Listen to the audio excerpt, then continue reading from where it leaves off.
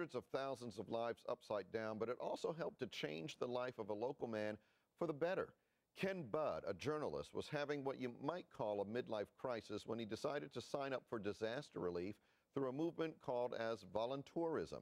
Since that first trip, he's been around the world volunteering his time in many different capacities. He's out with a new book being published today called The Voluntourist, and Ken Budd joins us now. Thanks for coming in. It's good to meet you. Thanks. Good to be here.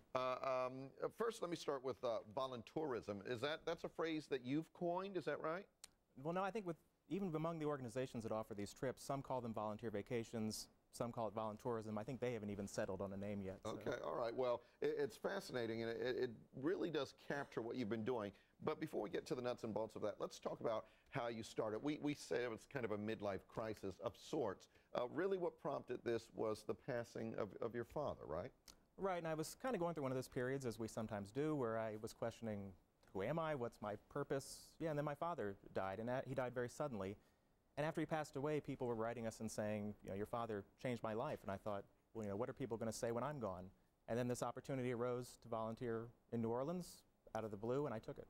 Out of the blue, and from my sense of things from reading the book is that first trip that you took, you kind of just jumped in. You know, it seems to me there wasn't a lot of thought to it, not a lot of research done on this. Tell me about that. Well, they wanted unskilled volunteers, and that was perfect for me because I had no skills whatsoever to offer. But what I found being there, and I found this on all these trips, you go thinking you're going to do a certain thing, you're going to paint houses or whatever, but just being there is a big part of it. And I wondered, when you see the scale of Katrina, how can one person make a difference? And I told myself one day, I was scraping a shed, and I said, okay, if I don't scrape this shed, they can't paint the house. If you can't paint the house, the person can't move back in.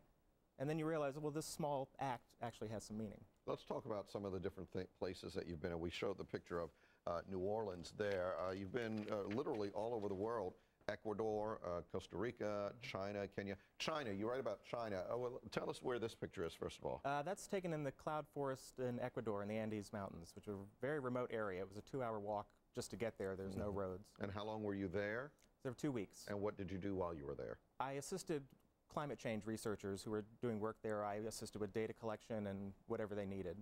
The concept of the voluntourism is that essentially you're doing this during your vacation time.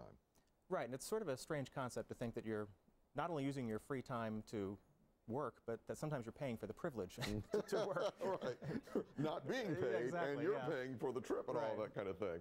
This is in China, and you write about China, and it's very interesting because you don't speak Chinese. Right. And you were asked on one occasion, I think by a teacher, why you were there, why you were doing this, and what was your answer? Well, I gave her my straight answer, which was, and this was true, that it's a way to see a place on a level you never would otherwise, you know, because you're working with local people, you're eating local foods. And when I was in China, I was there with a friend, and every day we would walk to the school, and we never saw any other Westerners, which was sort of baffling in some ways, because this is a huge city, and the terracotta warriors are there. And then one day we saw a tour bus go by, and that's where they all were. And that's the benefit of these types of trips. It gets you off the tour bus and onto the streets and meeting people. Meeting people and really interacting with the locals and all of that. Do you, now that you've been doing this and traveling to so many different places, do you feel better about yourself and your contribution to the world? Well, I came to feel much smaller, which was not necessarily a bad thing, and I came to really appreciate my life and all I have. And I feel a commitment to the places where I went, and we're helping them out with money from the book. We'll go to some of the places where I worked. Is this something that you think other people should investigate doing? You know, I'm not sure it's a trip that's for everybody, because some of us do want to just go and relax, and I say we'd rather splash in a pool than sweat in a school. But yeah, I think for a lot of people, you know, who have maybe done the tour bus thing and want to try something different or want to give back, you know, we don't all have 2 years to give the Peace Corps, and this is a way to do it on a short-term basis. And you alluded to this earlier. One of the things that you talk about is to do this and to understand and appreciate what it is you're doing when you go to whatever country and you help out in whatever way it is, that you have to kind of manage your expectations.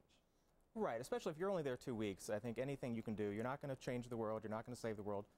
So anything you do is going to be small, but you know, I found in China, these teachers have very difficult jobs at a special needs school, and just having us there, it broke the routine, and they would try to speak English with us.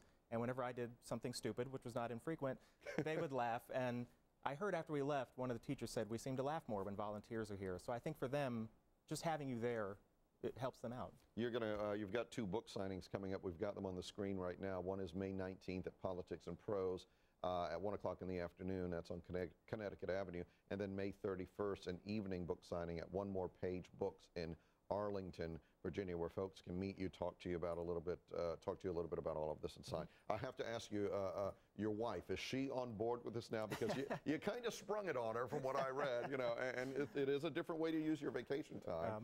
My wife is a very good sport, and you've heard the term the better half. She's the 99% in our relationship, so you know, she was a good sport about it. Very good. It is fascinating. Again, the book is called The Voluntourist by Ken Budd. It is available starting today. Thanks for coming in. Thank you. Very nice to Great meet to you. be here. Allison, over to you.